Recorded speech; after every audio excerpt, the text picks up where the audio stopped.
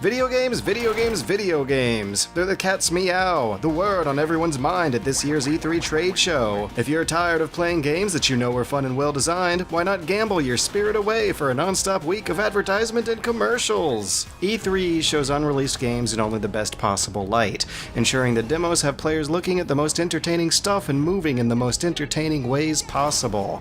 It shows products doing things they can't. It spreads information through carefully selected buzzwords and camera angles.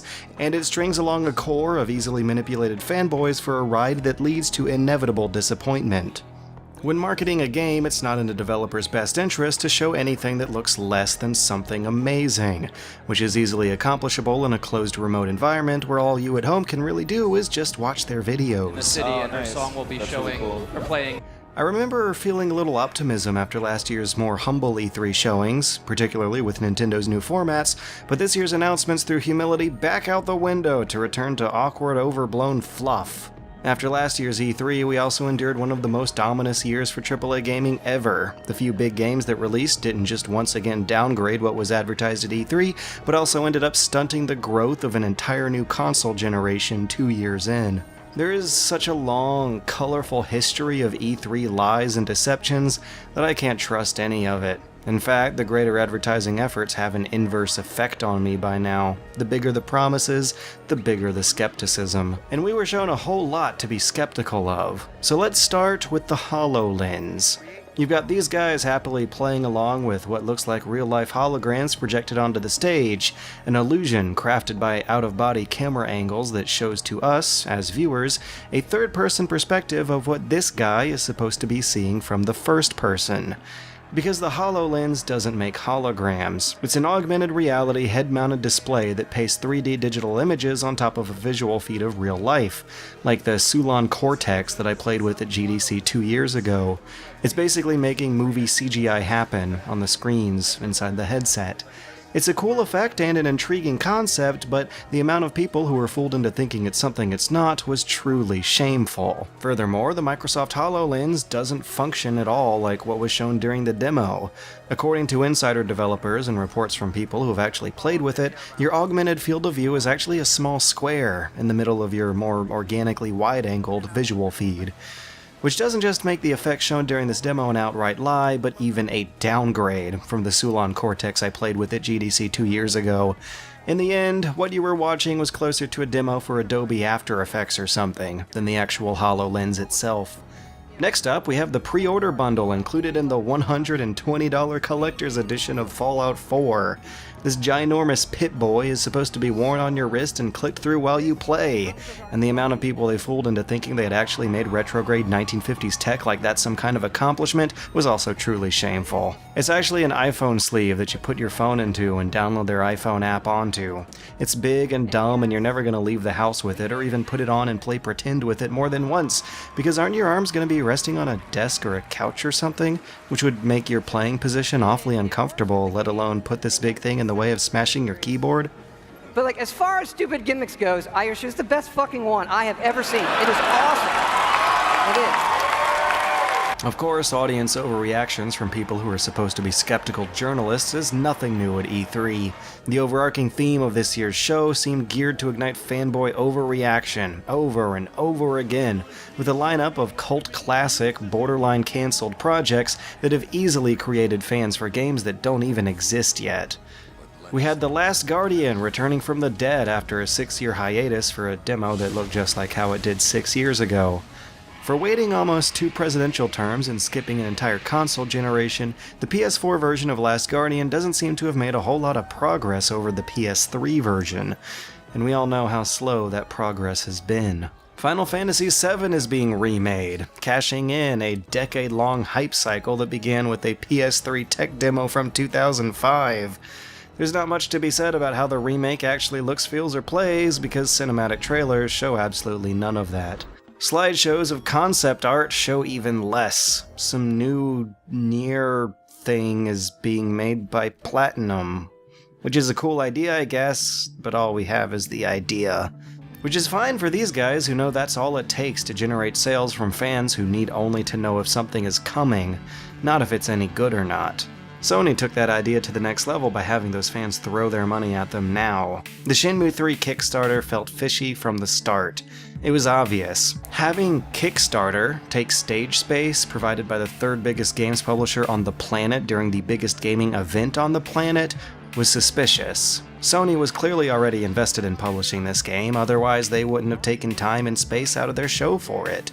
The $2 million budget goal was even more suspicious.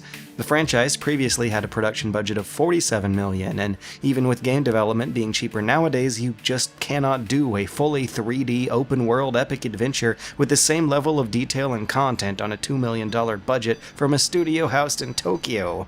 This is what $3 million in San Francisco can make. This is what $15 million in Warsaw, Poland can make, and I highly doubt that $2 million in one of the world's most ludicrously expensive cities can make a follow-up to this. The stretch goals were the most suspicious of all. Most of them were for subtitles, not even full dubs, let alone gameplay content. What the hell is a rapport system or a skill tree system, and why don't they want to explain, and why does this video look so quickly slapped together? The forest all full of color. Yeah. Ro, can you jump? Yeah. Sure enough, it was soon revealed that the Kickstarter wasn't for developing the game at all, but rather so publishers could gauge interest. After all the emotion and energy and dollars the fans spent, it was all just another commercial. Sure enough, they could have revealed Shenmue 3 to the delight of formerly hopeless fans everywhere, but think of how much more publicity they made, especially to mainstream consumers who don't know what a Shenmue is, by having this game easily smash every single Kickstarter record in the book. With the stage space afforded by E3 and the fervor of fans clouding their suspicions, those $2 million were raised in about 12 hours, and it will probably be ages before a more legitimate Kickstarter project can catch up to that. This might have been the most high-profile and expensive investor's pitch in history, and the bill for it was paid by the fans. I hate to think of the implications of this. Of course, everyone will let Shenmue 3 get away with it. It's been the holy grail of incomplete game trilogies for almost 15 years and might actually could use this boost, but imagine if this sets a precedent. This year, E3 went back to going big or going home. Shoutouts to that guy who said, yeah, when Doom Guy ripped off a corpse's arm to scan its fingerprints. All these planted oohs and ahs seem to scream more over how much lovingly detailed Viscera was on the screen rather than actual fun gameplay. Is this game seriously going to stop in its tracks to play a 2-second cutscene every time you use the melee and chainsaw? Shoutouts to Aisha Taylor for pitching some dank memes. Do you have a meme you wanna pitch? Shoutouts to the Square Enix translator who fell asleep on his job. Shoutouts to the guy who sold those plastic Bethesda figurines for $300 after the show. A $300 handout for going to E3 sure sounds sweet, until you notice that that's like just a third of the travel expenses required to even be there. Shoutouts to Plastic, a versatile new gaming platform that made the greatest splash at this year's E3.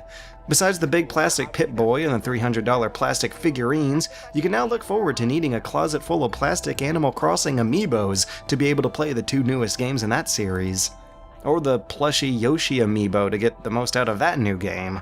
As the world of gaming is being overwhelmed with a gargantuan array of useless plastic stuff you're expected to want to buy instead of actual video games, let's try to remember to just stop.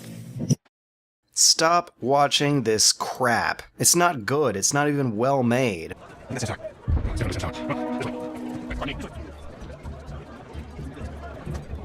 It's improvised together cringe-worthy commercials. We should come up with a meme really quickly for the show. Right now I'm pitching who kept the Christmas lights on during the apocalypse, but there's gotta be, and just Captain Picard like screaming that out. It's commercials for a whole lot of conspicuous consumption stuff that has nothing to do with what makes games interesting or fun. Now you can trust me, I've tried the new supers and they are delicious!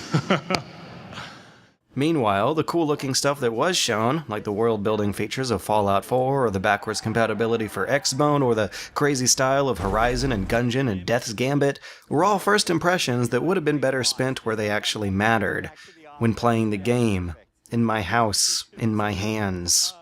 I'm professionally obligated to follow this stuff, but for anyone watching who's not involved in this business, you can still save yourself. You just might enjoy games better if you just black it all out, if you let them surprise you and come into them blind and just stop.